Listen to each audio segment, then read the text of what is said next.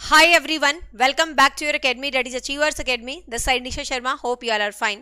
आज की क्लास थोड़ा जल्दी ले रही हूँ क्योंकि इलेक्ट्रिसिटी वाले को आना 8:30 के आसपास, ठीक है ना. फिर मुझे था कि कहीं मेरी क्लास डिस्टर्ब ना हो जाए, थोड़ा फ्लक्चुएशन हो रही है आज लाइट में, तो इसीलिए मुझे लगा पहले ही ले लेती हूँ बजाय क्लास डिस्टर्ब हो. ठीक है, सबको नमस्कार, सबको गुड इवनिंग. आज जीके जीएस की सीरीज में आपका मोस्ट डिमांडिंग टॉपिक मैं करवा रही हूँ, जो बहुत सारे कमेंट सेक्शन में आया था कि मैम जीआई टैग को स्पेशल करवा दो, अलग से करवा दो, क्योंकि चंडीगढ़ पीजीटी में क्वेश्चन आया था, एसएसए में क्वेश्चन आया था, डीएसएसबी में क्वेश्चन है, हर जगह जीआई टैग से क्वेश्चन आता ही आता है. तो आपका कमेंट था कि इसको अलग से करवा दूं. ठीक है, तो अलग से आज हम क्वेश्चन करने वाले हैं जीआई टैग्स का. तो जीआई टैग को पहले ना समझना है कि जीआई टैग का मतलब क्या होता है. जीआई टैग्स क्या इसका मतलब है, क्या इसकी इंपॉर्टेंस है, क्या इससे बेनिफिट हो रहा है और अपने एग्जाम में कैसे क्वेश्चन आएगा. ठीक है, उसको समझते हैं. देखिए, जीआई का मतलब है, जी का मतलब है ज्योग्राफिकल, आई का मतलब है इंडिकेशन. ठीक है, जीआई टैग्स मतलब ज्योग्राफिकल इंडिकेशन टैग्स. इसका मतलब क्या है भाई, एक सिंपल सा एग्जांपल मैं लेती हूँ. हमारे बचपन में आपने सुना होगा, हम यूँ बोलते थे कश्मीरी शॉल वाले आगे, कश्मीरी सूट वाले आगे, कश्मीरी शाल वाले आगे, ऐसे बोलते थे ना बचपन में.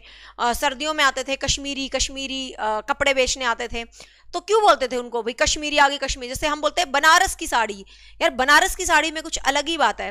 तो जीआई टैग का मतलब होता है कि कोई भी वो चीज जो उसके ज्योग्राफिकल एरिया की वजह से उसमें कुछ विशेष क्वालिटीज होती हैं. ठीक है, अब मान लो एक सिंपल सा एग्जांपल देती हूँ कि मेरे पास कोई चीज है. ठीक है, मतलब एक जनरल सा एग्जांपल दे रही हूँ. मेरे पास कोई चीज है, मैंने कोई चीज बो दी. ये कोई सब्जी हो सकती है, ये कोई एग्रीकल्चर मतलब कृषि हो सकता है, ये कोई फैब्रिक हो सकता है, कोई आर्ट हो सकता है, मतलब कुछ भी हो सकता है. कोई भी चीज है, सपोज मेरे पास एक चीज है और वो बहुत स्पेशल है. ठीक है, और मैं कहती हूँ भाई गवर्नमेंट से, मतलब जो भी जीआई टैग्स देते हैं, कि मेरी ये चीज है ना बहुत स्पेशल है और मैं चाहती हूँ कि ये मेरी ही, मतलब इस पे मेरा ही नाम रहे, मेरी ही पहचान रहे, मेरी ही एरिया का इस पे वैल्यू रहे. मान ले एक छोटी सी जनजाति हूँ मैं, छोटी सी एरिया की लड़की हूँ और मैं अपना कुछ यूनिक कुछ बनाती हूँ, तो मैं ये चाहूँ कि मेरी चीज को हर जगह पहचान मिले और मेरी चीज मेरी ही रहे. मान ले कोई आपसे आके कहे बनारसी साड़ी दे दो, अब सारी दुनिया बनारस की साड़ी को बेचे, लेकिन एक तो ओरिजिनल बनारस की साड़ी, समझ रहे हो. आपसे कोई ये कहे मुझे ना कश्मीर वाली वो चाहिए भाई, कश्मीर वाला वो सेब चाहिए, जैसे आपको बोलते हैं ना जम्मू राजमा चाहिए, अब जम्मू राजमा मतलब जम्मू राजमा ही होगा. तो कहने का मतलब क्या है, जीआई का मतलब होता है ज्योग्राफिकल इंडिकेशन, मतलब किसी भी चीज को जब उसके ज्योग्राफिकल एरिया की वजह से उसमें कुछ बेहद उत्तम क्वालिटीज होने की वजह से उसको स्पेसिफाइड कर दिया जाता है, उसको लेबल लगा दिया जाता है, उसको कॉपीराइट मिल जाता है कि भाई ये चीज मतलब ये ही है. अब आप कहोगे मैम इसका फर्क क्या पड़ा, जीआई टैग से क्या ही फर्क पड़ा, क्यों जरूरी है जीआई टैग, ना जीआई टैग लगाएं तो. अब आपको पता भाई चाय तो बहुत दुनिया में है, लेकिन बोलते हैं आसाम की चाय, दार्जिलिंग की चाय, क्या खास है ना. तो अब जैसे कि मेहंदी है, राजस्थान की मेहंदी बहुत फेमस है, तो भाई राजस्थान क्यों क्यों फेमस है, पूरी दुनिया में मेहंदी बनाते हैं, तो राजस्थान की मेहंदी में क्या, सोजत मेहंदी में क्या खास बात है, क्योंकि उसकी खुशबू अच्छी होती है, वो कलर बहुत अच्छा देती है. तो कहने का मतलब क्या होता है, किसी चीज में कोई खास क्वालिटी होती है तो वो इंसान ये चाहेगा कि मेरी चीज को एक पहचान मिले, और वो इंटरनेशनल लेवल तक की उसको पहचान मिलती है. दूसरा उस चीज को बेच नहीं सकता, समझ रहे हो ना. वो बात अलग है कि आप हर जगह अपनी चीज को बेच रहे हो, एक अलग कॉन्सेप्ट है. लेकिन आपने बोला कि मुझे सोजत मेहंदी चाहिए, मुझे यही वाली मेहंदी चाहिए, तो दुकानदार वो मेहंदी होगी तो ही तो देगा, वो मेहंदी नहीं होगी तो कहां से देगा. तो इससे फायदा क्या है भाई, इससे फायदा ये है कि पर्टिकुलर उस एरिया को एक आइडेंटिटी मिलती है, उसकी चीज को वर्ल्ड वाइडली पहचान मिलती है, उसकी चीज की कॉपीज नहीं बनती हैं, और मतलब बहुत सारे फायदे हैं. अब बात आती है मैम क्या जीआई टैग एक बार मिल जाता है तो लाइफ टाइम रहेगा, नहीं. एक बार किसी भी चीज को जीआई टैग मिलता है तो वो 10 ईयर वैलिड रहता है, 10 ईयर के बाद आपको उसका रिन्यूअल जो है करवाना पड़ता है. ठीक है, आप एक कृषि वाले हैं, कुछ भी हैं, बस मेन बात क्या है, उस चीज में उस जगह के वातावरण के हिसाब से क्वालिटीज होती हैं, जो उस जगह से हटके वो कहीं भी उगाई जाएगी तो वो क्वालिटीज उसके अंदर नहीं आएंगी, ठीक है। तो पर्टिकुलर उस ज्योग्राफिकल एरिया को रिप्रेजेंट करती है, that is called GI tags, ठीक है। तो समझ आया भाई जीआई टैग्स क्या होते हैं? बहुत बच्चे कान खा रहे हैं, जीआई टैग करवा दो, जीआई टैग करवा दो, ठीक है।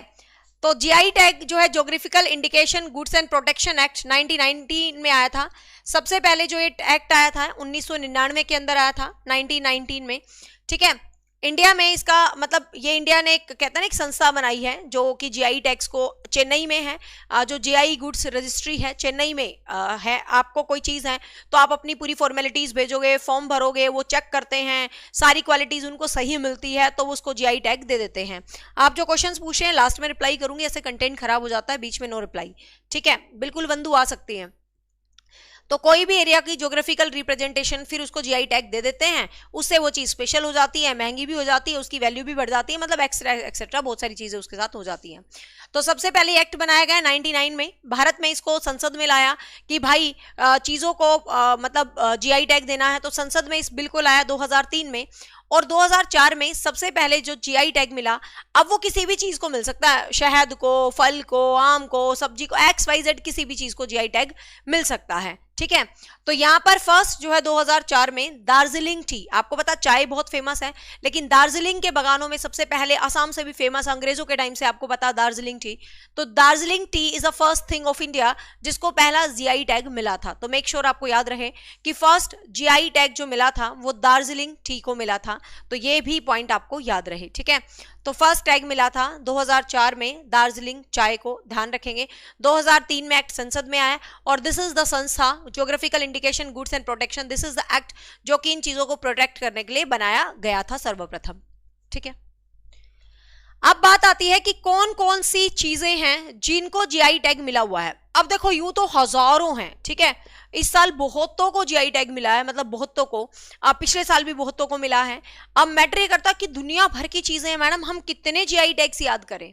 आपको कितने याद करने की जरूरत नहीं होती, जो जो इंपॉर्टेंट है, एग्जाम ओरिएंटेड है, जो प्रीवियस एग्जाम्स में आए हैं, मतलब जो नए लेटेस्ट टैग दिए गए हैं, आपको उनको याद करने की जरूरत होती है। तो इसमें मोस्टली मैंने 2023 के टैग्स को एड ऑन किया है, 2022 के भी कुछ एड ऑन किए हैं, तो क्वेश्चन बनेगा तो इनमें से आराम से बन जाएगा, ठीक है। सिंपल एग्जाम में क्वेश्चन पूछेगा क्या कि कोई चीज का नाम दे देगा और बस ये पूछेगा ये चीज कहां से है, दैट्स इट, इससे आगे इस क्वेश्चन की कोई वैल्यू नहीं है। या ये पूछ लेगा, इधर जीआई टैग डाल देगा, इधर उनके सामने मैच करवा लेगा कि कौन सा सही मैच है। चंडीगढ़ पीजीटीज में क्या आया था, ऐसे 4 जीआई टैग लिखे हुए थे, ठीक है, 4 जीआई टैग लिखे हुए थे, सामने उनका स्टेट लिखा हुआ था और ये पूछा था कि कौन सा मैच सही है, ठीक है। एक ही बात है, कौन सा मैच सही है, तो मैच करो पूछ लेगा, कौन सा मैच सही है, कौन से को जीआई टैग नहीं मिला है, या कौन सा लेट, मतलब इस तरीके से आपसे क्वेश्चन पूछेगा। तो कुछ इंपॉर्टेंट जीआई टैग्स को कर लेते हैं, ठीक है। देखिए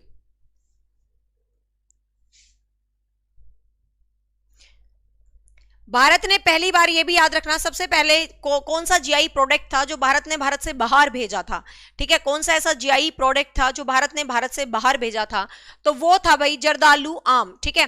तो जर्दालू आम एक ऐसी जो पहली बार इंडिया ने मतलब बाहर ब्रिटेन में भेजा था जीआई टैग प्रोडक्ट, तो वो था जर्दालू आम। अब कर लेते हैं कुछ famous GI tag of 2022 and 23।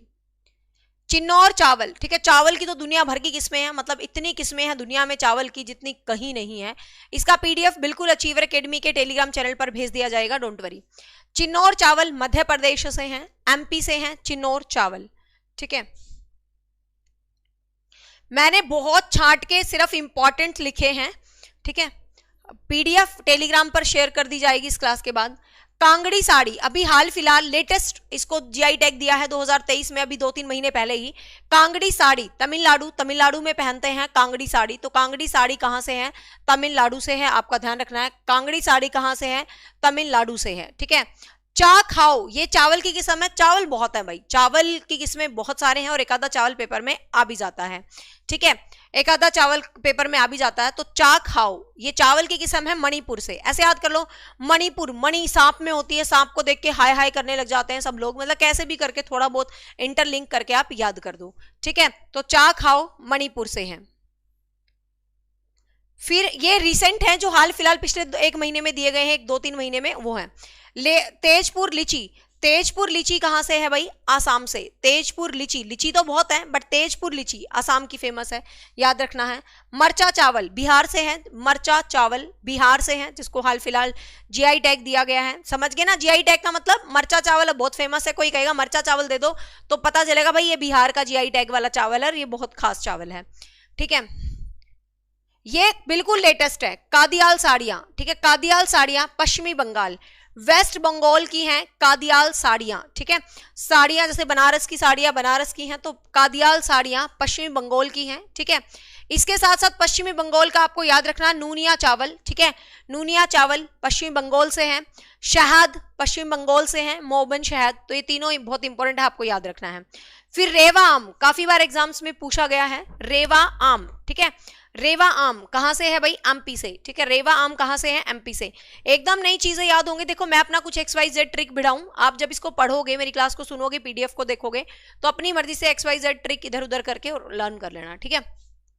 दोबारा सुनोगे तो याद हो जाएगा। रेवा आम मध्य प्रदेश से है। तामेग्लोंग संतरा, ये अजीब अजीब से नाम है ना, हाउ चाऊ तामेग्लेंग, ये सारे अजीब अजीब से नाम तो याद रख लेना, ये मणिपुर से है, ठीक है। तो ये कहां से है भाई? मणिपुर से है। शाही लीची, अब लीची बहुत सारी है बट शाही लीची, तो ध्यान रखना शाही लीची, नीतीश लालू प्रसाद यादव, किसी से कोरिलेट करके याद करना। शाही लीची बिहार से है, ठीक है। मगही पान, मगही मैथिली बिहार की बोलियां हैं, आपको पता है, तो मगही पान आपका बिहार से है, ठीक है। मगही पान कहां से है? बिहार से है, तो मगही मैथिली बोलियों से ही पता चल जाएगा आपको। मगही पान कहां से है भाई? बिहार से है, ठीक है। ये लेटेस्ट जीआई टैग मिला है। सोहराय और कोबर, ये आर्ट है कोई झारखंड से, ठीक है। सोहराय और कोबर ये आर्ट है, कहां से है भाई? झारखंड से है, आपको याद रखना है, ठीक है। झारखंड से है, आपको याद रखना है। कांटेदार बैंगन तमिलनाडु, बैंगन वैसे ही ऐसा होता है और ऊपर से कांटेदार बैंगन, ठीक है, ये तमिलनाडु से है। कांटेदार बैंगन कहां से है भाई? तमिलनाडु से है। लाल चावल, चावल तो सारे एक बार दोबारा से देख ही लेना, ठीक है। लाल चावल आपके कहां से हैं? उत्तराखंड से हैं, ठीक है। लाल चावल कहां से हैं? उत्तराखंड से।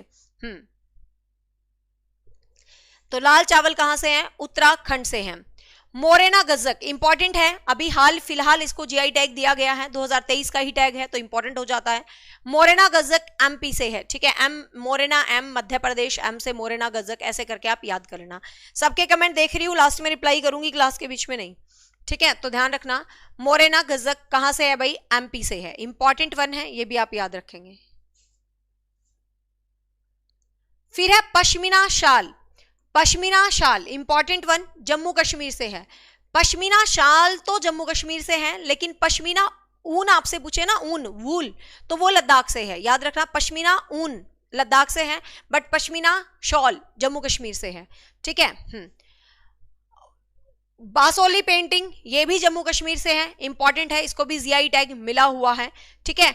चिकरी वुड क्राफ्ट, जैसे कि लकड़ी के ऊपर ऐसे ऐसे कुछ बना देते हैं, जैसे मान लो ये लकड़ी है, लकड़ी का दरवाजा है, इनके ऊपर ऐसे ऐसे कुछ कुछ पेंटिंग्स बना देते हैं, तो ये वुड क्राफ्ट है, ठीक है। चिकरी वुड क्राफ्ट, तो ये भी जम्मू कश्मीर से रिलेटेड है। And this is important one, हाल फिलहाल 2023 का लेटेस्ट क्वेश्चन है ये। मुश्क बुदजी चावल, ठीक है, ये भी जम्मू कश्मीर का है, जिसको जीआई टैग मिला है, ध्यान रखेंगे। मुश्क बुदगी चावल ये भी जम्मू कश्मीर का है, ठीक है। किश्तवाड़ केसर, अब केसर बहुत सारे हैं, किश्तवाड़ केसर ये भी जम्मू कश्मीर का है, आपको याद रखना है। सुलाई हनी ये भी जम्मू कश्मीर की है, ठीक है। गुच्छी मशरूम ये भी जम्मू कश्मीर की है। और राजमा, आपको पता जम्मू राजमा के नाम से लाल छोटे छोटे राजमा आते हैं, एक दूसरे राजमा होते हैं जो व्हाइट व्हाइट होते हैं, एक जम्मू राजमा होते हैं, ठीक है। तो भदरवा राजमा, तो ये भी कहाँ के हैं भाई? ये जम्मू कश्मीर के हैं, ठीक है। तो बेसिकली इनको याद रखना। फिर राजस्थान के जीआई टैग अपने आप में इंपॉर्टेंट हो जाते हैं, क्योंकि राजस्थान अपनी कल्चर हेरिटेज के लिए वैसे ही बहुत ज्यादा फेमस है, आपको पता है। राजस्थान से है उस्ता कला शिल्प। उस्ता कला शिल्प क्या है? ऊंटों पर भी कलाकारी की जाती है। आप राजस्थान के ऊंटों को देखना, राजस्थान के ऊंटों के ऊपर ऐसे पेंटिंग्स वगैरह ऐसे ऐसे कुछ कुछ बना हुआ आपको मिलेगा, ठीक है। तो ध्यान रखेंगे, उस्ता कला शिल्प कहां से है भाई? राजस्थान से है। उस्ता कला शिल्प कहां से है? राजस्थान से है, ठीक है।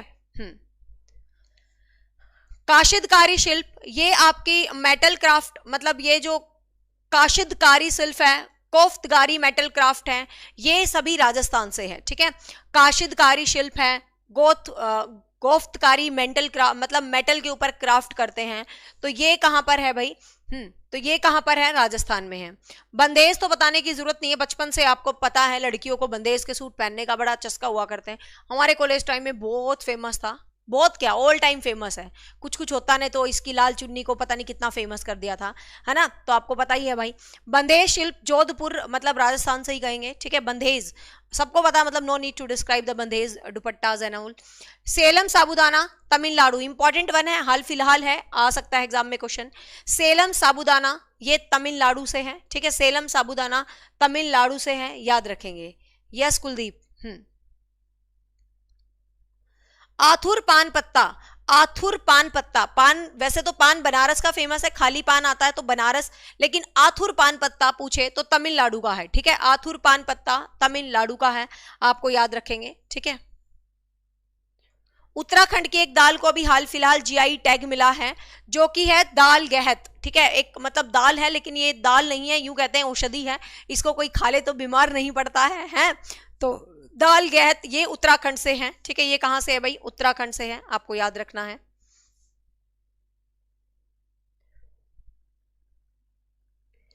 फिर है केकिर अदरक, ठीक है। अदरक बहुत सारी हैं, तो केकिर अदरक, केकिर अदरक अरुणाचल प्रदेश से है, ठीक है। केकिर अदरक कहां से है भाई? अरुणाचल प्रदेश से है, आपको याद रखना है। याक चुरपी ये एक तरीके का पनीर है कोई, ठीक है। अजीब सी चीजें हैं भाई। अब देखो तुम्हें यूं फील नहीं करना ये अजीब नाम क्यों है। अब हरियाणा की दूध दही के खाने को जीआई टैग है ना भाई। तो कहने का मतलब क्या है, इन पे यूं कंफ्यूज मत होना, इनके ऐसे क्यों नाम है, क्योंकि भाई वहां बोलते हैं ऐसे ऐसे, अरुणाचल प्रदेश साइड बोलते हैं चुरपी याक, मतलब कुछ भी है, ठीक है। तो जहां जिस टाइप की भाषा होगी उसकी जो शक्लें हैं उसी टाइप की होगी। वहां के लोगों को वो दूध दही जैसे लग रहे हैं जैसे तुम्हें दूध दही आसान लगता है, ठीक है। हाँ, उस्ता कला मतलब ऊंटों के ऊपर होती है, राजस्थान की है। याक चुरपी पनीर है जो कि अरुणाचल प्रदेश का है, ध्यान रखेंगे।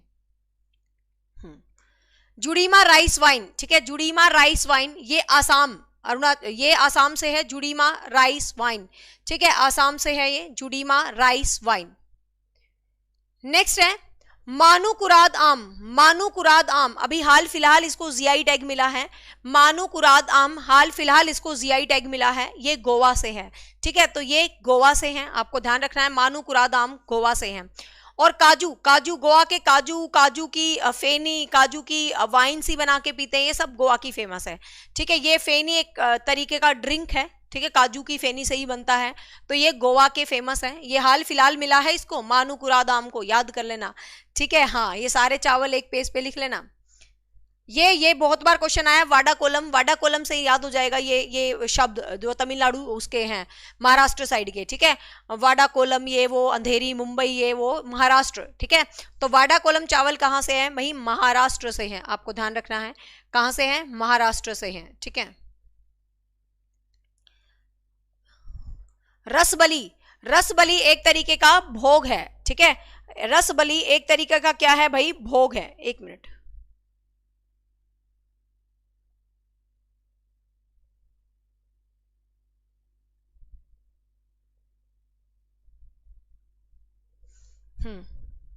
जुड़ीमा राइस आसाम से ही, ध्यान रखना, आसाम, जुड़ीमा राइस आसाम से है, ठीक है। उसके पीछे जो अरुणाचल प्रदेश लिखा ना उसको कट कर देना, वो एक पेपर के ऑप्शन में था, ठीक है। आसाम ही करना है आपको। नेक्स्ट है रसबली भोग, ये उड़ीसा से है, ठीक है। रसबली भोग उड़ीसा से है, याद रखेंगे, उड़ीसा से। काला जीरा भी उड़ीसा से है। चोकवा चावल इंपॉर्टेंट वन, आसाम से है, ठीक है। चोकवा चावल आसाम से है, आपको याद रखना है। मैटी बनाना, जिसको बेबी बनाना भी कहते हैं, मैटी बनाना, बेबी बनाना, कन्याकुमारी से रिलेट करता है। नागरी दूबराज ये छत्तीसगढ़ से है, ये भी चावल ही है। नागरी दूबराज ये छत्तीसगढ़ से है, ये भी चावल की ही किस्म है, क्लियर।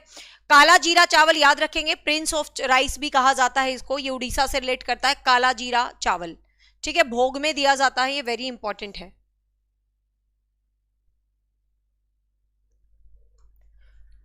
वुड की मतलब लकड़ी पर नकाशी करते हैं, जैसे लकड़ी, आप लद्दाख जाना, लद्दाख के मंदिरों को देखो, वहां पर ऐसे वुड से क्राफ्टिंग की हुई है, मतलब वीडियोस में देखते हैं, इतना दूर तो कौन जाएगा, मतलब इतनी ठंड में, इतना माइनस में टेम्परेचर होता है वहां, कहते हैं सांस रुकने लग जाती है। ठीक है, बट बहुत ब्यूटीफुल है, मतलब लद्दाख इज जस्ट वाओ है, मतलब ऐसे हम देखते हैं शूट्स वगैरह में। तो लकड़ी की नक्काशी फेमस है कहाँ की भाई, लद्दाख की। ठीक है, ध्यान रखेंगे, इंपॉर्टेंट वन है। उत्तराखंड बहुत इंपॉर्टेंट है क्योंकि उत्तराखंड को 2023 में 18 जीआई टैग मिले हैं, मतलब उत्तराखंड की अकेली 18 चीजें हैं जिनको जीआई टैग्स मिले हैं। ठीक है, एक तो बिच्छू कुट्टी, बिच्छू बुट्टी, मतलब जैसे कि फल टाइप में ये अपने आप फूल खिलते हैं, मतलब उसी तरीके का कुछ होता होगा। ठीक है, तो ये उत्तराखंड की है, ध्यान रखना है। लाखोरी मिर्च उत्तराखंड से है। ठीक है, नैनीताल की मोमबत्ती, नैनीताल आपको पता उत्तराखंड में पड़ता है, नैनीताल मोमबत्ती उत्तराखंड से है। रामनगर है कोई, वही नैनीताल उत्तराखंड में ही, तो रामनगर की लीची बहुत फेमस है भाई उत्तराखंड की। लिखाई, लिखाई क्या है, लकड़ी पर की जाने वाली पेंटिंग, लकड़ी की पर की जाने वाली आर्ट। ठीक है, तो लिखाई भी आपको ध्यान रखना है। ठीक है, माल्टा, माल्टा एक संतरा टाइप का फ्रूट होता है, ये भी उत्तराखंड का फेमस है। ब्लैक सोयाबीन, काला भात भी बोलते हैं उसको, काला भात भी बोलते हैं, उत्तराखंड का फेमस है। बेरी नाग टी, ये भी पेपर में आई थी, बेरी नाग टी, ये भी उत्तराखंड की है। ठीक है, तो उत्तराखंड के वैसे तो 18 मिले हैं, बट ये फेमस है जो आपको ध्यान रखना है एग्जाम के पॉइंट ऑफ व्यू से। ठीक है, तो उत्तराखंड के वैसे याद ही हो जाएंगे, लीची है, माल्टा है, बेरी नाग है, लाखोरी मिर्च है, बिच्छू बूटी है। ठीक है, ये याद रखना। अरुणाचल प्रदेश में याक चुरपी। ठीक है, अरुणाचल प्रदेश याक चुरपी एंड टांगसा टेक्सटाइल। अब अरुणाचल प्रदेश की शक्ल अजीब सी है, अजीब सा मतलब शक्ल इन द सेंस कि जो क्या है ईस्टर्न स्टेट्स हैं, जो 7 सिस्टर्स वाले हैं, इनकी जो नामों की शक्ल है ना वो सबकी अजीब अजीब ही है। ठीक है, तो ध्यान रखेंगे।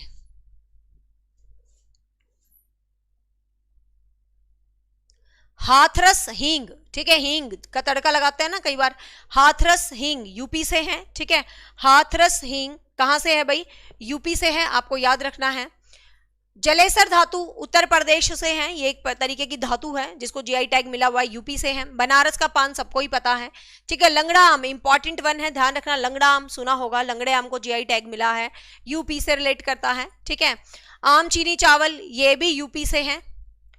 नगीना वुड क्राफ्ट, वुड पर क्राफ्ट करना, नगीना मतलब जैसे नगों से जैसे कर देते हैं ना काक्षी, उस तरीके से ये यूपी से है। ठीक है, अलीगढ़ का ताला बहुत फेमस है, अब ताले दुनिया में हैं लेकिन अलीगढ़ का ताले की शान ही अलग है। ठीक है ना, अलीगढ़ के ताले की शान ही अलग है, ऐसे ऐसे दिखेगा पीतल का एंड मोटा मोटा, जैसे वो पुरानी फिल्मों की भूतिया हवेली में लगे होते हैं ना मोटे मोटे ताले, तो अलीगढ़ के ताले अपने आप में फेमस है भाई, है ना।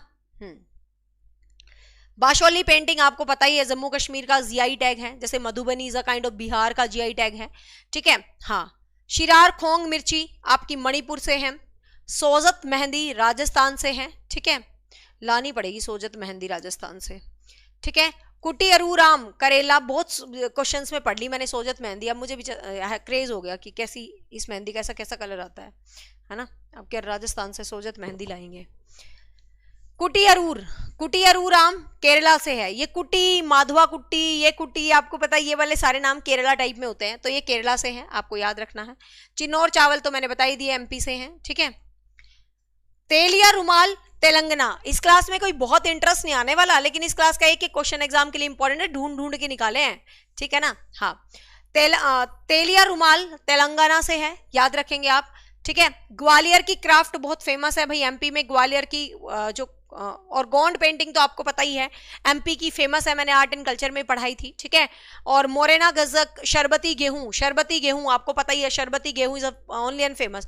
अब शरबती गेहूं तो भाई एमपी वाले ही होते हैं, कहते हैं ना एमपी गेहूं दे दो सबसे बढ़िया होते हैं। ठीक है, हाँ, क्लियर। तो ये कुछ फेमस जीआई टैग्स थे जो कि 2023 के मैंने लेटेस्ट जीआई टैग बताए हैं। वैसे देखो कितने भी जीआई टैग्स कर लो आप भाई, सीधी सी बात है।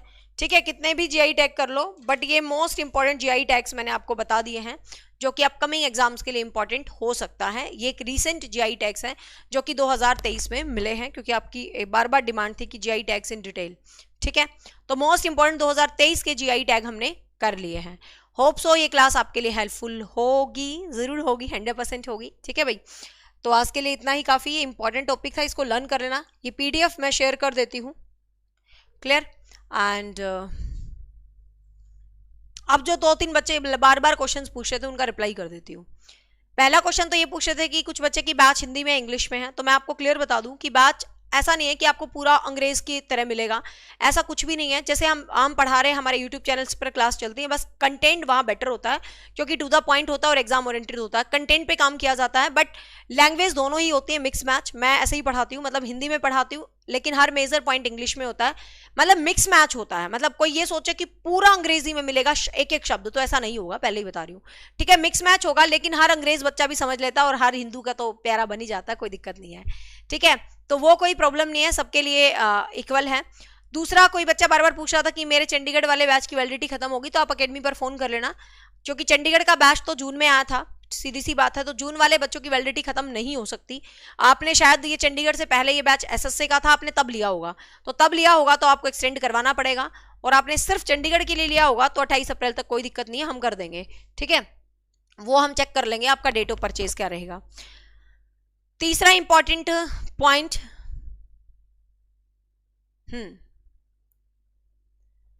मैंने अभी बैच लिया, मुझे कौन से फोल्डर्स करने हैं। देखो बच्चे, हर बैच में फोल्डर्स बने हुए हैं, चंडीगढ़ में ऑफिशियल सिलेबस है। आज आपकी ज्योग्राफी प्लस केमिस्ट्री दोनों रिविजन्स हो गई हैं, होप सो आपने देख ली होंगी।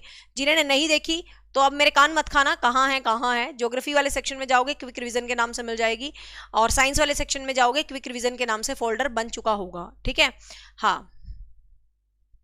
एक बार बार पूछ रहा है कि मुझे ये आईफोन में कैसे ऐप मिलेगा। आईफोन में ऐप नहीं है, आईफोन में वेब लिंक चलता है। ठीक है, तो वेब लिंक चलता है। एंड लास्ट पॉइंट आपकी, साइंस की क्लास दोनों भाषाओं में है, क्योंकि मुझे पता है साइंस को लेके बच्चों को इश्यूज आते हैं। साइंस की क्लास दोनों भाषाओं में है, हिंदी में वाजपेयी सर की है और इंग्लिश मीडियम में फिजिक्स केमिस्ट्री और बायो की अलग अलग टीचर्स की डाली हुई है। साइंस मुझे पता है मुद्दा होता है, तो साइंस दोनों भाषाओं में आपको मिलेगी। ठीक है, हाँ, धन्यवाद Rajni. Clear. Abha, I think आप नए हैं, बिल्कुल केवीएस के लिए करवाते हैं। केवीएस में तो अपने बच्चे को सिलेक्शन भी हुए, मई में उनकी छुट्टियां होंगी, मिलने भी आएंगे वो। ठीक है, हाँ। तो भाई ये था ऑल। ठीक है, अब आई थिंक सबके क्वेश्चंस का आंसर मिल गया होगा। तो आज का चैप्टर छोटा था बट इंपॉर्टेंट था। क्लियर, पीडीएफ मैं अभी भेज देती हूँ। Bye bye, take care, have a nice day, thank you so much.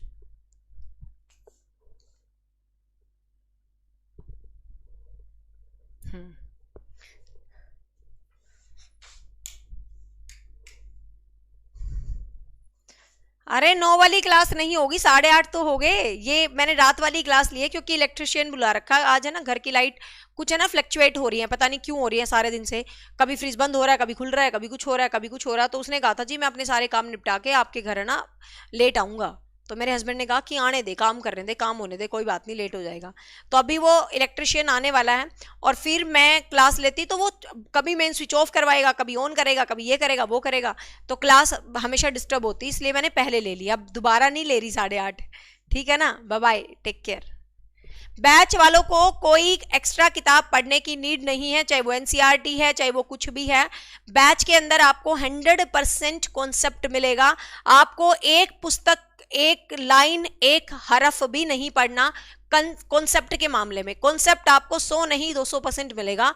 Need not to worry, समझ गए। ठीक है, हाँ। और प्रैक्टिस मैं रैंडम यूट्यूब पर टिल एग्जाम सबकी करवाती ही रहती हूँ। ऐप पर आपको मिलेगा भर भर के कॉन्सेप्ट, आपको हिंदी, इंग्लिश, मैथ, रीजनिंग, ये वो, मतलब आपका हर एक सब्जेक्ट वहां क्लियर होगा, चाहे आप किसी भी एग्जाम के लिए फाइट कर रहे हो। ठीक है, चलो बाय बाय, टेक केयर। देखो शुभम, ऐप वाली जीएस भी अच्छी है, मर्जी है, मैं भी टू द पॉइंट करवा रही हूँ, वो कोई दिक्कत नहीं है। सर वाली भी देख लो, मेन मेन हाईलाइट, और मैं तो बिल्कुल ही टू द पॉइंट करवा रही हूँ, मेरी वाली भी देख लेना लास्ट में। ठीक है, ऐप में बहुत सारी जीएस है, बहुत सारी मत करो।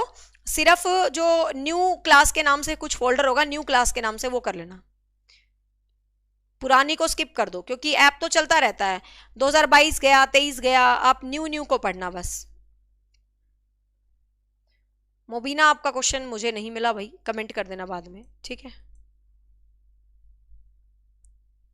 एनटीटी में मैं डाल दूंगी साइंस का क्विक रिवीजन। हिंदी में तो वाजपेयी सर की 3 क्लास यूट्यूब पर भी हैं प्रैक्टिस क्वेश्चंस की, और वाजपेयी सर की क्लास अपने आप में ही टू द पॉइंट है, वन लाइनर है मीनू, तो उनकी रिवीजन की क्या ही जरूरत है, बताओ खुद।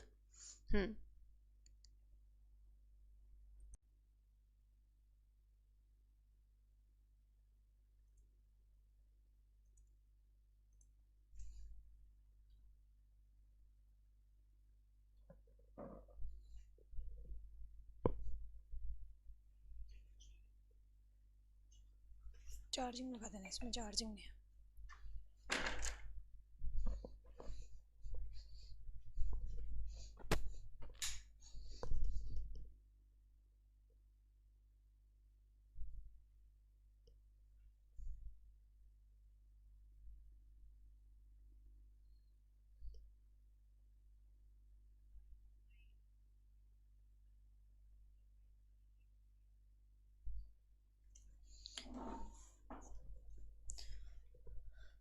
चलिए नहीं क्या क्लास ये,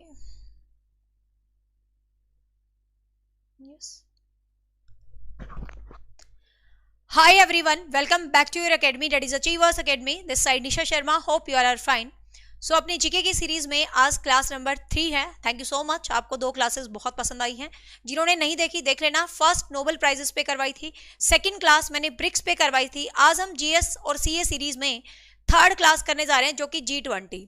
मैंने एक चीज बोली है, मैं आपको जितनी भी क्लास करवाऊंगी हमेशा मेरी एक ही टैगलाइन रहती है, एक क्लास एक नंबर। बिल्कुल एग्जाम ओरिएंटेड होगा। आप किसी भी कॉम्पिटेटिव एग्जाम में जा रहे हो, जहां पे भी जीके जीएस आती है, स्पेशली टीचिंग के एग्जाम्स को मैंने टारगेट किया। पहले वो टॉपिक्स ले रहे हैं जो कि टीचिंग में ज्यादा आते हैं, ठीक है। बाकी ये सीरीज चलती रहेगी, इसमें मैं बहुत सारे टॉपिक एंड तक करवा दूंगी आपको हर एग्जाम के लिए। तो स्टार्ट करते हैं आज का बहुत इंपॉर्टेंट टॉपिक। कंफर्म आपको क्वेश्चन देखने को मिलेगा, वैसे भी भारत ने मेजबानी की थी तो क्वेश्चन तो बनता ही बनता, इस साल जरूर बनेगा आपके एग्जाम में। तो आज हम डिस्कस कर लेते हैं G20। तो सबसे पहले समझते हैं कि G20 है क्या, इससे रिलेटेड कॉन्सेप्ट क्या है, ये कैसे बना, क्या इसकी जरूरत पड़ गई, क्या इससे एग्जाम में क्वेश्चन आ सकते हैं। तो सबसे पहले समझते हैं G20 है क्या। G मीन्स होता है ग्रुप, 20 मीन्स 20, ग्रुप ऑफ 20, 20 देशों का ग्रुप। लेकिन अब 2024 का जब सम्मेलन होगा, 19वां सम्मेलन, तो ये 21 देशों का ग्रुप बन चुका होगा। सारे क्वेश्चन डिस्कस करेंगे, बट फिलहाल G20 ही पढ़ेंगे हम, ठीक है। तो G20 क्या है, ग्रुप ऑफ 20 कंट्रीज का ये ग्रुप है। कंट्रीज की बात करें तो 19 कंट्री है। एक आपका यूरोपियन जो नेशन है वो है, तो कंट्रीज इसमें 19 है, ठीक है। एक आपका यूरोपियन नेशंस जो यूनियन टेरिटरी है वो है। कंट्रीज 19 है इस ग्रुप के अंदर। हुआ क्या, क्यों इसकी जरूरत पड़ी, तो थोड़ा सा बैकग्राउंड में चलते हैं।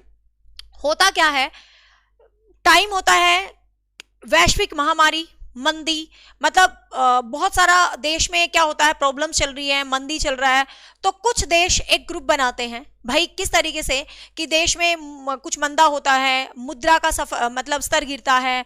मुद्रा का स्तर गिरने का मतलब समझ रहे हो, जैसे कि आपको पता है कि अब डॉलर के मुकाबले पैसा कम है ना, डॉलर 80 रुपए डॉलर है ना, 1 रुपया इंडिया का मतलब जो है, सॉरी डॉलर की कीमत 80 है।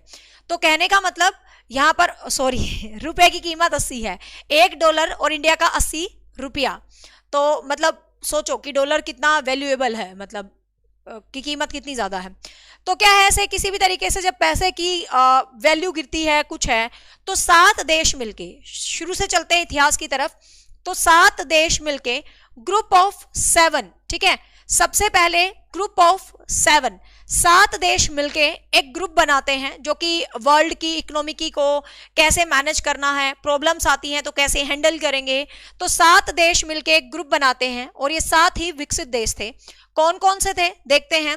ये देश थे कनाडा, फ्रांस। याद रखना आपको शुरुआत से कि सबसे पहले G20 नहीं होता, सबसे पहले आपका 1975 के आसपास 7 देशों का ग्रुप बनता है, जिसको ग्रुप 7 बोला था। तो सबसे पहले ये G7 था, ठीक है। तो क्वेश्चन आएगा G7 में कौन कौन सी कंट्रीज थी, तो Canada, France, Germany, Italy, Japan और आपका USA, ठीक है। और ये क्या थे, आपके 7 देश थे, ठीक है। तो सबसे पहले आपको ये 7 देश अपने माइंड में रखने हैं। America, Britain, France, Italy, Canada, Japan और जर्मनी। तो सबसे पहले ये 7 देश बनते हैं, और इन 7 देश का ग्रुप बनता है क्या, आपका 7 देश का ग्रुप बनता है 1975 में अपनी पहली बैठक करता है। ये क्या है आपका G7। अब ये ऐसे देश थे कि देश में कुछ भी होता है तो इनको बहुत ज्यादा फर्क नहीं पड़ा करता, मतलब क्योंकि अपने आप में विकसित देश है यार, मुद्रा की कीमत घट रही है, वैश्विक मंदी आ रही है, इनके ऊपर कोई बहुत ज्यादा असर नहीं पड़ता था। तो इन्होंने फिर एक देश और ऐड किया, जो था रूस। याद रखेंगे 1997 में एक देश ऐड होता है जो है रूस, और रूस जब ऐड होता है तो ये जो ग्रुप है ये G8 बन जाता है। ध्यान रखेंगे, ये जो ग्रुप है ये क्या बन जाता है भाई, G8 बन जाता है। और G8 बन जाता है, लेकिन रूस को आगे चल के हटा देते हैं, मतलब रूस को 2014 में बाहर भी कर देते हैं, फिर दोबारा ये G7 बन जाता है। ठीक है, फिर होता क्या है भाई, होता क्या है, धीरे धीरे धीरे धीरे बहुत सारी कंट्रीज मिलती हैं। फिर कहते हैं यार जो ऐसी कंट्रीज हैं जो ज्यादा डेवलप्ड कंट्री नहीं है, कुछ गरीब कंट्री हैं, कुछ डेवलपिंग कंट्रीज हैं, तो सबने मिलकर ये विचार किया कि सभी कंट्रीज को इन्वॉल्व कर लेना चाहिए, क्योंकि देश में क्या हो रहा है, क्या प्रॉब्लम्स आ रही हैं, तो ये सबके लिए इंपॉर्टेंट है। ठीक है ना, देश में क्या हो रहा है, क्या प्रॉब्लम्स आ रही हैं, तो ये सबके लिए इंपॉर्टेंट है। तो ऐसा है, सभी कंट्रीज को मतलब इसके अंदर क्या कर लेना चाहिए भाई, शामिल करना चाहिए। जितनी भी कंट्रीज हैं उनको हम क्या करेंगे, कम आय वाली जो कंट्रीज हैं सबको शामिल करें। अब सबको शामिल करके ये बन जाता है, तो 19 कंट्रीज को शामिल कर लिया जाता है, 19 कंट्री को, और एक यूरोपियन यूनियन को शामिल कर लिया जाता है, और ये 1999 में बन जाता है क्या, G20। मतलब यहां तक आपको कितना याद रखना है, 1975 में G7 बना। G7 के अंदर ये विकसित देश थे, America, Britain, France, Italy, Canada, Japan और जर्मनी, ये देश थे। फिर 97 में रूस को इन्वॉल्व कर लिया गया। ठीक है, रूस को इन्वॉल्व करके G8 बना, रूस को आगे जाके हटा भी दिया। ठीक है, वो खास इंपॉर्टेंट पहलू नहीं है, बस सिंपल से याद रखना, G8 बना तो कौन सी कंट्री शामिल हुई थी, रूस, बस इतना ही क्वेश्चन याद रखना है, बाकी कुछ नहीं। फिर मेन है, स्टार मार्क कर लीजिए, this is a question that is major important for you, कि 1999 में आपका क्या बनता है भाई, G20। तो क्वेश्चन आएगा सीधा सीधा, G20 का गठन कब हुआ, तो कब हुआ भाई G20 का गठन, 1999 में, 1999 में हुआ G20 का गठन। This is very important question. अब 1999 में हुआ G20 का गठन, फिर भाई यहाँ पर जो ग्लोबल साउथ कंट्रीज थी, जो अमीर गरीब सारे देश यहाँ पर इन्वॉल्व हो गए, 19 देश बताऊंगी कौन कौन से। ठीक है, सारे देश के यहाँ पर इन्वॉल्व हो गए। लेकिन यहां से पहला इंपॉर्टेंट क्वेश्चन बनेगा कि इनका सम्मेलन कब हुआ। अब आप कहोगे मैडम सम्मेलन तो 1999 में बना, तो 1999 में ही होना चाहिए, बिल्कुल भाई। लेकिन पहले जो सम्मेलन होता था वो क्या होता था, हर देश के वित्त मंत्री आ जाते थे, सलाहकार आ जाते थे और सम्मेलन का हिस्सा बन जाते थे। लेकिन आपको पता है 2008 के अराउंड देश में बहुत सारा वैश्विक महामारी फैल जाती है, बहुत मंदी आ जाती है देश में, तो सबने कहा भाई ये जो वित्त मंत्री जाते हैं सम्मेलन अटेंड करने, वो मजा नहीं आता है ना। सम्मेलन बड़े लेवल का होना चाहिए जिसमें वित्त मंत्री नहीं, देशों के अध्यक्ष जाएंगे। देशों के अध्यक्ष का मतलब कहीं का राष्ट्रपति, कहीं का प्रधानमंत्री, तो भाई ऐसे अध्यक्ष जाने चाहिए। तो ध्यान से सुनिएगा, सम्मेलन तो 99 से ही होने शुरू हो गए थे, लेकिन क्वेश्चन बनेगा आपके एग्जाम के लिए कि G20 का शिखर सम्मेलन कब शुरू हुआ। यहां पर एक वर्ड है शिखर सम्मेलन, कब शुरू हुए। तो G20 का जो शिखर सम्मेलन कब शुरू हुआ, तो आपको ध्यान रखना है 2008 में। ठीक है, G20 का शिखर सम्मेलन कब शुरू हुआ, 2008 में शुरू हुआ। शिखर सम्मेलन से क्या अभिप्राय है, सम्मेलन होते रहे, अलग अलग देशों के विदेश मंत्री आ जाते थे, सलाहकार आ जाते थे और आते थे और बातें करते रहते थे, वित्त ट्रैक पर बातें करते थे, 2 ट्रैक्स पर बातें करते रहते थे। एक वित्त ट्रैक होता था, वित्त ट्रैक मतलब पैसों से रिलेटेड बातें करते थे, मतलब एक शेरपा ट्रैक होता था। शेरपा ट्रैक का क्या मतलब होता है, शेरपा होता है वो इंसान जो कि देखरेख करता है। मान लो G20 ऑर्गेनाइज हुआ भारत में, तो वो पूरा ऑर्गेनाइजेशन जिसने मैनेज किया वो शेरपा होता है, जो उसको लीड कर रहा है। मतलब लीड करने वाले तो अध्यक्ष होते हैं, लेकिन जैसे उसको मतलब पूरा मैनेज किया वो शेरपा होता है ना। अभिकांत थे जैसे इंडिया के, सब लिखवाऊंगे एक एक बात। तो शेरपा ट्रैक और इन सब पर बातें कर लेते थे, लेकिन सबने कहा तब तक मजा नहीं है जब तक अध्यक्ष यहां पर शामिल ना हो। तो 2008 से अध्यक्षों की बैठक शामिल मतलब होने लगी, तो इस चीज के लिए ये वर्ड यूज हुआ राष्ट्रीय शिखर सम्मेलन। तो ध्यान रखेंगे जो राष्ट्रीय शिखर सम्मेलन है ये 2008 से होना शुरू हो गया था। तो यहां तक के बेसिक क्वेश्चन पता चल गए। पहले G7 था, G8 बना तो कौन सी कंट्री ऐड हुई, रूस, जो कि बाद में हट भी गई थी। 99 में ये क्या बना भाई, G20। G20 के अंदर क्या है, 19 कंट्रीज और एक यूरोपियन यूनियन, 19 देश और एक यूरोपियन यूनियन, ये क्या बन गया भाई G20 के अंदर। और 2008 में होने लगे भाई राष्ट्रीय शिखर सम्मेलन। पहले बताओ यहां तक के पॉइंट्स आपको क्लियर हो गए सारे के सारे, ये एक बेसिक इंट्रोडक्शन थी। अब हम चलते हैं अपने एग्जाम के पॉइंट ऑफ व्यू से।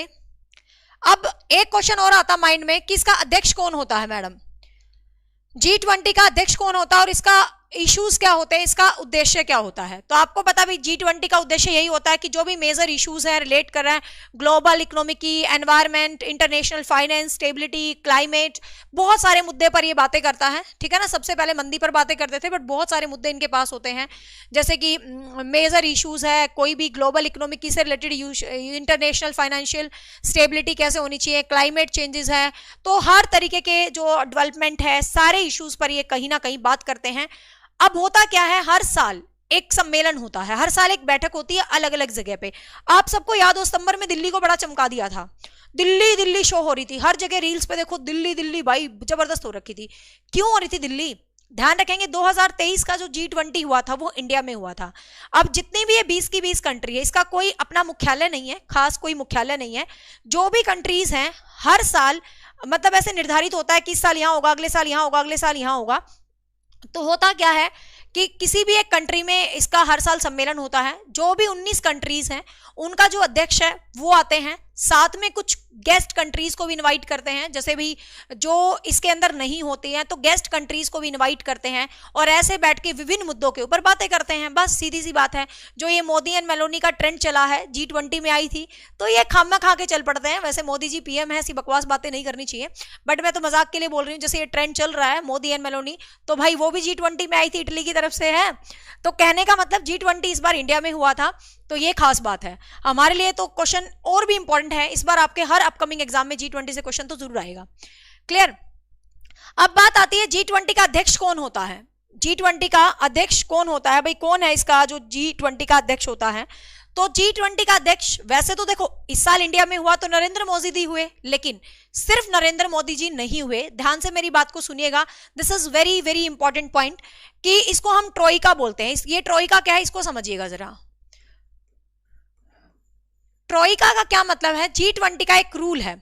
अब 2023 में लेते हैं, 2023 में सम्मेलन इंडिया में हुआ है, ठीक है। 2023 में ये सम्मेलन कहाँ हुआ है भाई? इंडिया में है। भारत मंडपम के नाम से पूरा बनाया गया था मंडल, आपको पता ही होगा।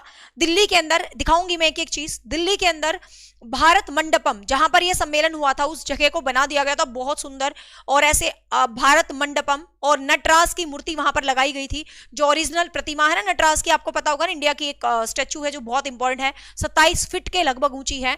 तो वैसे ही नटराज की प्रतिमा एंट्री पर लगाई गई थी, अष्ट धातु से बनी हुई प्रतिमा एंट्री पर लगाई गई थी, और उसका जो नाम रखा गया था उस चीज का, तो भारत मंडपम रखा गया था, जहां पर G20 का सम्मेलन हुआ था दिल्ली में, है ना, पता होगा ना अभी हाल फिलहाल। हाँ, अब ध्यान से सुनिए ट्रोइका क्या है। 2023 का हुआ इंडिया में, 2022 का हुआ था इंडोनेशिया में। ध्यान से सुनिएगा, 2022 का हुआ था इंडोनेशिया में, और अगला जहां होगा, ये क्वेश्चन आपके एग्जाम में आने के 15 स्टार चांस है। मतलब लोग बोलते हैं 5 स्टार, मैं बोलती हूँ 8, 10, 15, 20 जितने मर्जी स्टार लगा लो भाई, है ना। तो 15 स्टार लगा लो इस क्वेश्चन पर कि 2024 में जो G20 है, G21 हो गया है, हो जाएगा। तो अभी तो G20 ही बोलेंगे, तो ये कहां पर होगा भाई? ब्राजील में होगा, ध्यान रखेंगे। अब होता क्या है, ट्रोइका का मतलब क्या है, आपसे पूछेगा ये क्वेश्चन। ट्रोइका में कौन सा देश शामिल है और कौन सा देश शामिल नहीं है? तो इंडिया है, इंडोनेशिया है और ब्राजील है। मतलब जिस कंट्री में हो रहा है वर्तमान, ठीक है, जिस कंट्री में हो चुका है और जिस कंट्री में आगे होगा, इन तीनों का ग्रुप ट्रोइका कहलाता है। तो आपसे क्वेश्चन पूछा जाएगा कि ट्रोइका के अंदर कौन सी देश थे, तो ध्यान रखना है Indonesia, India and Brazil this time. अगले साल कौन हो जाएंगे? इंडिया, ब्राजील और 2025 वाला जो होगा वो। तो ये तीनों लोग मिलके मेनली रूप से जिस देश में होता है, मेजर अध्यक्ष वो होता है, मेजर लीड वो करता है, मेजबानी वो करेगा, लेकिन जो बातें हैं सारी वो ये 3 ज्यादा डोमिनेट होते हैं उन हर एक फैसले के अंदर। राय तो सबकी होता है, सबका सब कुछ होता है, बट इनका बहुत ज्यादा होता है, ठीक है। तो बेसिकली आपको ये पॉइंट ऑफ व्यू याद रखना, क्वेश्चन पूछा जा सकता है। 2023 में अध्यक्षता किसने की थी भाई? ये अध्यक्षता पूरे 1 साल तक रहती है। आपने देखा होगा मोदी जी बहुत मतलब इंटरनेशनल दौरे पे जाते रहते थे। क्यों? क्योंकि भाई पूरी 1 साल की अध्यक्षता मिलती है। मतलब 2022 से स्टार्ट होके 2022 से स्टार्ट होके ध्यान रखेंगे 30 नवंबर 2023 तक ये अध्यक्षता मोदी जी के पास रही थी, ठीक है ना। 30 नवंबर 2023 तक ये अध्यक्षता मोदी जी के पास थी। G20 के अध्यक्ष नवंबर 30 तक मोदी जी थे। लेकिन अब जो ब्राजील के राष्ट्रपति हैं, अजीब सा नाम है, आगे बताऊंगी, लुइस लुलाऊ, पता कुछ अजीब सा नाम है, मुझे ऐसे याद नहीं रहते ये नाम बेसिकली, है ना। तो इनके पास है फिलहाल अध्यक्षता, मतलब 30 नवंबर, 1 दिसंबर को ये अध्यक्षता सौंप दी जाती है, ध्यान रखना। तो 1 दिसंबर 2022 को इंडोनेशिया का जो प्रधान था उसने अध्यक्षता मोदी जी को सौंप दी थी और 30 नवंबर तक ये अध्यक्षता मोदी जी के पास रही। और अब आपको पता है भाई, ये अध्यक्षता ब्राजील के प्रधानमंत्री, ब्राजील का जो राष्ट्रपति है सॉरी, उसके पास ये अध्यक्षता आ गई है। पहले बताओ अध्यक्ष तक क्लियर हुआ भाई। जीके की क्लास पर रिस्पॉन्स जरूर दिया करो, क्योंकि मैं आपको एक चीज कहती हूँ, जीके की क्लास के लिए मास्टरी नहीं, मेहनत बहुत लगती है। कसम से एक क्लास बनाने में मेरी बहुत मेहनत लगती है। सारा डाटा बिल्कुल ऑथेंटिक 2 जगह से लिया, एक जीओवी गवर्नमेंट जो बिल्कुल सरकार की वेबसाइट है, क्योंकि सरकार कोई कॉपीराइट नहीं देगी भाई, वैसे भी टीचर मेहनत कर रहे हैं, है ना। तो जीओवी गवर्नमेंट की .com से और जो G20 की ऑफिशियल साइट है, 2 जगह से पूरा डाटा मैंने लिया है आपके लिए। तो जीके क्लास में सच में बहुत मेहनत लगती है। जीके की क्लास में रिस्पॉन्स जरूर दिया करो देखने के बाद। जो बच्चे लाइव नहीं जुड़ते हैं, कमेंट सेक्शन में बाद में अपना रिस्पॉन्स जरूर दिया करो मुझे, ठीक है ना। तो क्लियर हुआ भाई यहाँ तक। चलो आगे इससे जुड़े क्या क्या क्वेश्चन आते हैं उन पे चल पड़ते हैं। ये एक एक बात, एक एक क्वेश्चन है, वही बताती हूँ मैं जो क्वेश्चंस आएंगे पेपर में। अब ये 20 नेशंस आपको पता होना चाहिए कि कौन कौन से हैं। ये 20 नेशंस कौन कौन से हैं, 20 कंट्रीज कौन कौन सी हैं भाई। तो ये तो वैसे इनकी सबकी सुंदर सुंदर फोटो लगी हुई है जो जो अध्यक्ष थे, और अपने मोदी जी की बड़ी लग रखी है, क्योंकि भाई भारत ने ऑर्गेनाइज किया था, ठीक है। कुछ आए नहीं थे, है ना, जैसे पुतिन नहीं आए थे, ये कुछ आए भी नहीं थे, मतलब आना बनता सबका, बट इन्होंने अटेंड नहीं किया था। तो ये एक चार्ट है। ये पीडीएफ क्लास के खत्म होते ही अपना जो ऑफिशियल टेलीग्राम है अचीवर्स एकेडमी निशा शर्मा, वहां मैं शेयर कर देती हूँ, ये पीडीएफ आप ले लेना। अब ये 20 कंट्रीज का नाम देख लो एक बार जरा, रुको रे, यहां पर एक बार इन 20 कंट्रीज का नाम मैंने लिखा था, कहां गया, 1 मिनट रुको, क्वेश्चंस भी करवाऊंगी इससे रिलेटेड जो डिफरेंट डिफरेंट एग्जाम में आए हैं। हाँ ये 20 कंट्रीज हैं, 1 सेकेंड, ये इनके कंट्रीज का आपको नाम पता होना चाहिए कि कौन कौन सी है, पूछ ले भाई। G20 में 20 हम बोल देते हैं, लेकिन एक तो यूरोपियन यूनाइटेड है, ठीक है ना। तो एक तो आपका यूरोपियन यूनियन है, ध्यान रखेंगे। 19 कंट्रीज हैं, एक यूरोपियन यूनियन संघ है। यूनियन संघ में तो बहुत सारी कंट्रीज होती हैं। तो 19 कंट्री है। अर्जेंटीना है, ऑस्ट्रेलिया है, ब्राजील है, कनाडा है, 7 तो वही है जो शुरू में G7 वाली हैं, ठीक है। बाद में ये Argentina, Australia, Brazil, Canada, China, France, Germany, India group 3 का सदस्य है, ये भी याद रखना। इन कंट्रीज के ना कुछ ग्रुप बने हुए हैं, तो ग्रुप 3 का सदस्य है इंडिया, ठीक है। ये क्वेश्चन एग्जाम में पूछा जा सकता है, इंडिया किस ग्रुप का सदस्य है, ग्रुप 3 का। Indonesia, Italy, Japan, Republic of Korea, Mexico, Russia, Saudi Arab, south Africa, Turkey, United kingdom and United states, ठीक है। ये 19 क्या है भाई, G20 की कंट्रीज हैं, आपको याद रखना है। ये 19 क्या है आपकी G20 की कंट्रीज हैं, ठीक है। तो ये आपको क्या है ध्यान रखना। G20 की फुल फॉर्म पूछ ले, द ग्रुप ऑफ 20, सिंपल सा है, क्लियर। एक ये भी क्वेश्चन याद रखना, ये जो कंट्रीज है ये वैश्विक आबादी का 80% है, इतनी सारी कंट्रीज मिलके। वर्ल्ड की जीडीपी का 75% है, और ग्लोबल ट्रेड 60%। ये क्वेश्चन आया हुआ था कि जैसे यूं नहीं आते G20 से संबंधित क्या बात सही नहीं है, तो क्वेश्चन था G20 से जो रिलेटेड कंट्री हैं वो ग्लोबल ट्रेंड का 40% है, बट ध्यान रखना वैश्विक व्यापार 60%। मतलब ये जो कंट्रीज है ना, देश की आबादी का लगभग 80% है, वर्ल्ड की जीडीपी में 75% योगदान इन्हीं कंट्रीज का है, और वर्ल्ड के व्यापार में 60% योगदान इन्हीं कंट्रीज का है, जो ये G20 में हम पढ़ रहे हैं, ठीक है। तो ये आपको जो है याद रखना है। हाँ, अध्यक्ष मतलब प्रेसिडेंट, कहीं का राष्ट्रपति है या कहीं का पीएम है, जैसे भारत में मोदी जी ने है, कहीं किसी देश में प्रेसिडेंट है, मतलब कहीं का जो भी है, ठीक है ना। तो ये आपको ध्यान रखना है, ये इंपॉर्टेंट फैक्ट है, पूछा जाता है कि कौन सा सही नहीं है स्टेटमेंट, उसके अंदर ये फैक्ट पूछा जा सकता है, ठीक है। फिर आपको इन कंट्रीज का नाम जो है बेसिकली याद रखना है। ये डाटा पूरा का पूरा भारत सरकार 2000 मतलब gov.government.in की साइट पर है, ठीक है। मैंने सिर्फ वहीं से लिया डायरेक्ट। हुआ कहाँ था G20 भाई, दिल्ली में, ठीक है। इस बार कौन सा सम्मेलन था याद रखेंगे, 18वां, ठीक है। एक एक वर्ड, एक एक पेज पे एक एक क्वेश्चन है। कौन सा सम्मेलन था, 18वां था। कहाँ हुआ भाई, दिल्ली में हुआ। और जहां कंडक्ट किया गया वो जगह या उसको हम क्या बोला भाई, भारत मंडपम। तो आपको दिल्ली नहीं मिलेगा ऑप्शन में, भारत मंडपम भी ऑप्शन में देखने को मिल सकता है। ध्यान रखना कब हुआ भाई, 9-10 सितंबर को। 2 दिन होता है ये, सिर्फ 2 दिन के लिए इतना दिल्ली बदल दिया भाई, दिल्ली अमेरिका बना दिया। आपको पता ही होगा दिल्ली वालों को कि G20 के दौरान दिल्ली कैसी हो गई थी, है ना। मेरी सिस्टर कहती घूमने मजा आने लगा अब तो दिल्ली से गुड़गांव आने में, मतलब मजे थे। तो यहां पर आपको याद रखना है। तो यहाँ पर वही मतलब मीटिंग्स होती हैं, ये सब कुछ हुआ, सबमिट हुआ और ये सारे काम वाम चले, ठीक है। अब ये लोगो देखो भाई, लोगो अपने आप में बहुत इंपॉर्टेंट है। लोगो में खास चीज आपको दिखाई देगी। लोगो का ये क्वेश्चन बनेगा डायरेक्ट। जो थीम थी इस बार क्या थी, वसुधैव कुटुंबकम, ठीक है। हाँ, थीम थी वसुधैव कुटुंबकम, one earth, one family, one future. This is very very important question, directly it will ask you in exam. यदि आप कभी भी कुछ होता है इवेंट, उसकी साइट को ओपन करते हो तो उसकी साइट के जो फर्स्ट सेकंड पेज होते हैं ना, वहां से आपको डायरेक्ट क्वेश्चन मिलते हैं एग्जाम के, है ना। तो one earth, one family, one future. आपको पूछेगा थीम क्या थी, तो ये दोनों लिख देगा, ए एंड बी बोथ कर देगा। तो ए एंड बी बोथ कराना। हिंदी में वसुधैव कुटुंबकम and one earth, one family, one nation, ठीक है। ये G20 का लोगो था, देख लो ध्यान से। G20 के लोगों में आपको कुछ दिख रहा है खास, बताओ कुछ खास दिख रहा है? G20 के लोगों में कुछ खास दिखाई दे रहा है? लोटस, कमल, इंडियन फ्लैग के कलर, ठीक है ना। तो G20 का लोगो किससे इंस्पायर्ड है? इंडियन फ्लैग से इंस्पायर्ड है, इंडियन फ्लैग से इंस्पायर्ड है G20 का लोगो। और इसके अंदर लोटस, कमल भी बना हुआ है, ये भी पॉइंट याद रखने का है। This is also very important point, याद रखेंगे, ठीक है।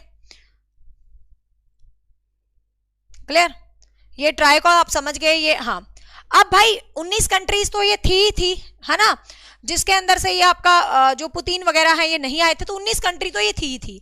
इसके अलावा इन्होंने 9, ये भी क्वेश्चन याद रखना, 9 को अतिथि इनवाइट किया था। अतिथि देवो भव होता है ना भाई। अब हमारे देश में कुछ हो रहा है तो मोदी जी ने कहा हम अतिथियों को बुलाएंगे। तो this is also important question for exam point of view कि कितने अतिथि देश G20 में बुलाए गए थे। 9 बुलाए गए थे, ठीक है। बांग्लादेश की प्राइम मिनिस्टर शकीना है, बांग्लादेश, बस इतना याद कर लो। बांग्लादेश को बुलाया, इजिप्ट को बुलाया, ठीक है, मॉरिशस को बुलाया, नीदरलैंड को बुलाया, नाइजीरिया को बुलाया, ओमान हेड ऑफ सुल्तान, ठीक है, सिंगापुर, स्पेन एंड UAE, ठीक है। अब इनको क्या था भाई, अतिथि के रूप में बुलाया था। तो क्वेश्चन आया था कि सिंगापुर ऑप्शन में डाला था लेकिन मेन कंट्री नहीं है, ये अतिथि के रूप में थी, ठीक है। तो ये अतिथि के रूप में आए थे, आपको ये भी ध्यान रखना है भाई कौन सा देश अतिथि के रूप में आया था, ठीक है। अब कुछ क्वेश्चंस कर लेते हैं, मतलब इससे रिलेटेड जो डिफरेंट एग्जाम्स में आए हैं क्वेश्चंस, वो आपको पता होना चाहिए। भाई G20 की अध्यक्षता मोदी जी को कब सौंपी गई थी? 1 दिसंबर 2022 को। कब तक चली है? 30 नवंबर 2023। डायरेक्ट बन जाएगा ये क्वेश्चन, ठीक है। G20 कब फाउंडेड हुआ भाई? 1999 में। G20 कब बना? 1999 में, ठीक है। ये भी आपको याद रखना है। तो this is also important point जो आपको याद रखना है। फिर ये क्वेश्चन आया था आपके एग्जाम में, विच of the following statements not correct regarding the G20, कि कौन सी स्टेटमेंट है जो G20 से रिलेटेड नहीं है। देखो, G20 summit are attended by the finance minister and central bank of government minister countries. तो पहले ऐसा होता था भाई कि सेंट्रल बैंक, गवर्नमेंट मिनिस्टर्स ये G20 में आते थे, बिल्कुल। India never hosted any G20, India ने होस्ट किया है। G20 मेन एम पॉवर्टी को रिमूव करना है, ऐसा नहीं है, पॉवर्टी के अलावा और भी बहुत सारे एम्स हैं, ठीक है। It meetings are held by annually, annually meeting होती है, ये भी ठीक है। इंडिया में हुआ, ये भी ठीक है। फाइनेंस मिनिस्टर और ये सब आते हैं, ये भी बिल्कुल ठीक है। लेकिन G20 का सिर्फ एम आपको पता है ये नहीं है कि भाई इस तरीके से इंडिया सिर्फ पॉवर्टी को लेके G20 का एम नहीं है। एक और इंपॉर्टेंट क्वेश्चन याद रखेंगे कि G20 का शेरपा कौन था? अमिताभ कांत।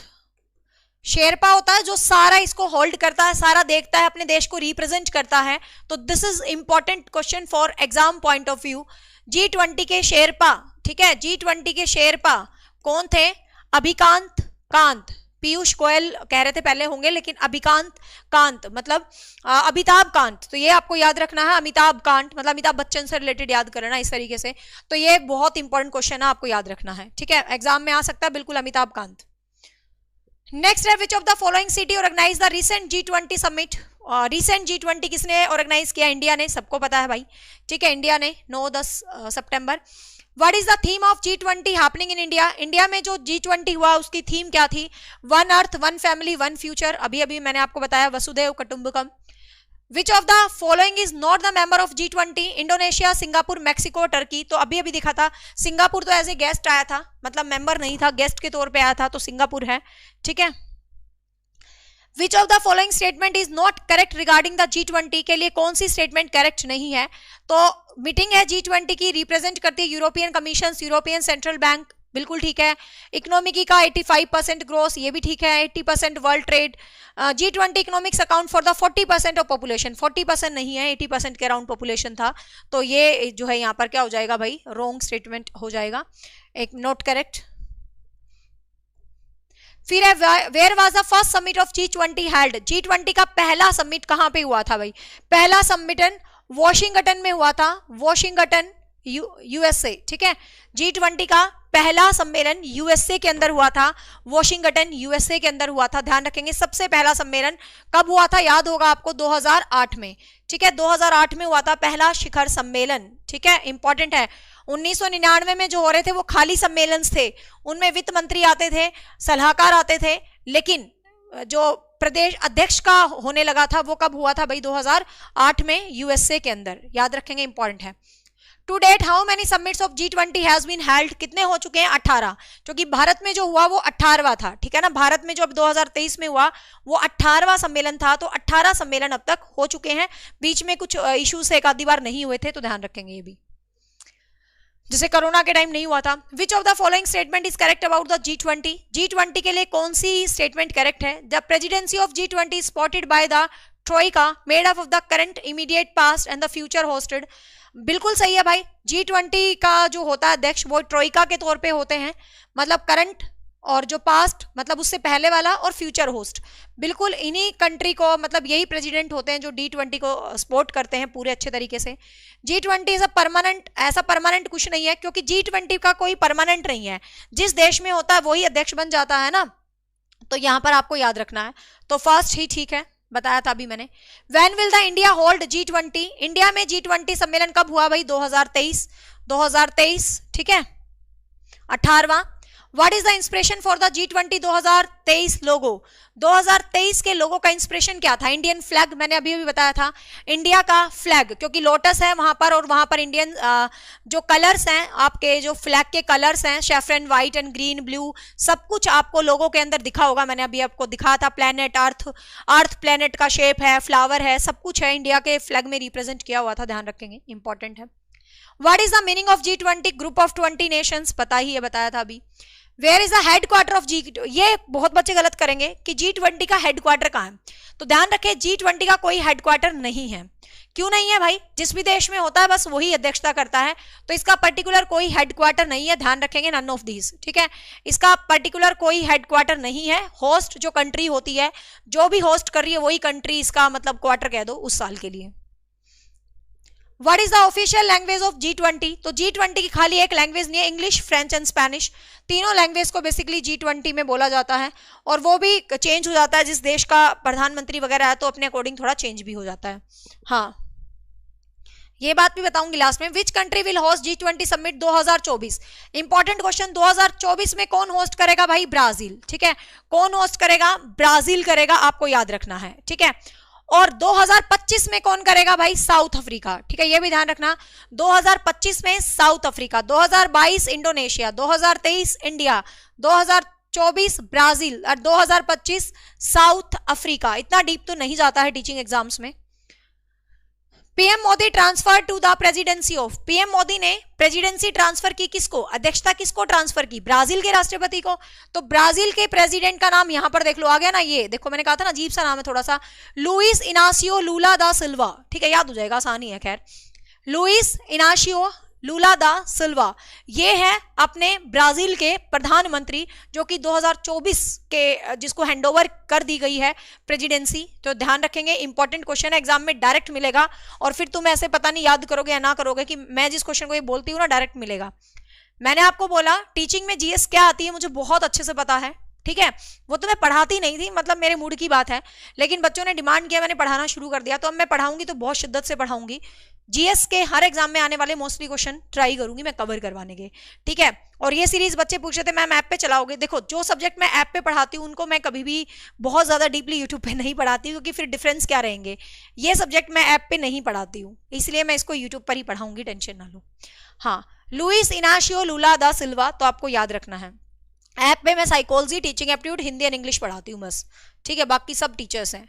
ऐप पे मैं पढ़ाती हूँ टीचिंग एप्टीट्यूड, मतलब psychology, teaching aptitude, Hindi and English, ये ऐप पे पढ़ाती हूँ, और जीएस में हिस्ट्री बस, ठीक है। तो ये आपको ध्यान रखना है, इंपॉर्टेंट क्वेश्चन है, ये तो बीच में था। हाँ, अब ये जितने भी सदस्य हैं इनके ग्रुप बने हुए हैं, ठीक है, ये जितनी भी कंट्रीज हैं इनके ग्रुप बने हुए हैं। ये कुछ एक्स्ट्रा फैक्ट्स हैं जो लिख दिए थे मैंने, थोड़ा ब्लर होगा बट कोई बात नहीं। जैसे ग्रुप ए में कौन कौन से हैं, ऑस्ट्रेलिया, कनाडा, सऊदी अरब, यूनाइटेड स्टेट, ठीक है। ओ सॉरी, इंडिया ग्रुप 2 का मेंबर है भाई, इंडिया ग्रुप 2 में है, इंडिया ग्रुप 3 में नहीं है, इंडिया ग्रुप 2 में है। ये क्वेश्चन के बस इसलिए याद करना है कि इंडिया G20 के कौन से ग्रुप का मेंबर है। तो जैसे कि भाई 19 कंट्रीज हैं, तो इनको ग्रुप में डिवाइड कर दिया कि ग्रुप 1 में ये है, ग्रुप 2 में, इतना डीप आपसे नहीं पूछेगा, बस इंडिया याद कर लेना आप कि इंडिया किस में है। इंडिया ग्रुप 2 में है, इंडिया ग्रुप 2 में है, प्लीज, शायद मैंने पहले 3 बोल दिया होगा, इंडिया ग्रुप 2 में है। This is important question for exam point of view, must remember this question, ठीक है। बाकी डीप देखना हो तो ये पीडीएफ मैं तुम्हें दे ही दूंगी, बट ये जो इतना डीप कंटेंट है ना कि कौन से ग्रुप में क्या है, ये आईएएस वगैरह एचसीएस के एग्जाम में आता है। बाकी मेरा टारगेट है जैसे टीचिंग है, एचएसएससी है, एसएससी है, इनमें नहीं आता। वैसे मैंने बना दिया है, ग्रुप 5 में ये है, ग्रुप 3 में ये है, बट इंडिया याद रख लेना, इंडिया ग्रुप 2 में है बस, ठीक है।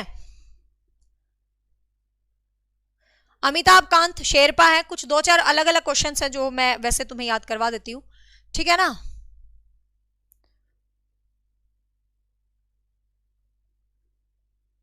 एक क्वेश्चन और इंपॉर्टेंट था, ये सारे वही क्वेश्चंस हैं जो अलग अलग एग्जाम्स में आए थे, आपको ध्यान रखना है। G7 की शुरुआत पदुचेरी से हुई थी, ये भी ध्यान रखना ना, G7 की शुरुआत पदुचेरी से।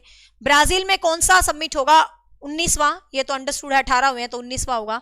हाँ, ये क्वेश्चन याद करना भाई, एक एग्जाम में अभी हाल फिलहाल पूछा गया है। लोगों को जो डिजाइन किया था वो किसने किया था, जो लोगो है उसको डिजाइन किया था सुदर्शन पटनायक ने, ठीक है। जो लोगो है G20 का, जो मैंने अभी अभी डिटेल से समझाया है, उसको डिजाइन किया था किसने भाई, उसको डिजाइन किया था सुदर्शन पटनायक ने, ठीक है। अब इनका एक कल्चर मीट भी हुआ था, एक सांस्कृतिक मीटअप भी हुआ था G20 के देशों का। तो जो कल्चर मीट हुआ था वो खजुराहो एमपी में हुआ था। 2-4 क्वेश्चन है जो एसएससी वगैरह के एग्जाम में पूछे गए थे, तो ये भी देख लो, कल्चर मीट खजुराहो में हुआ था।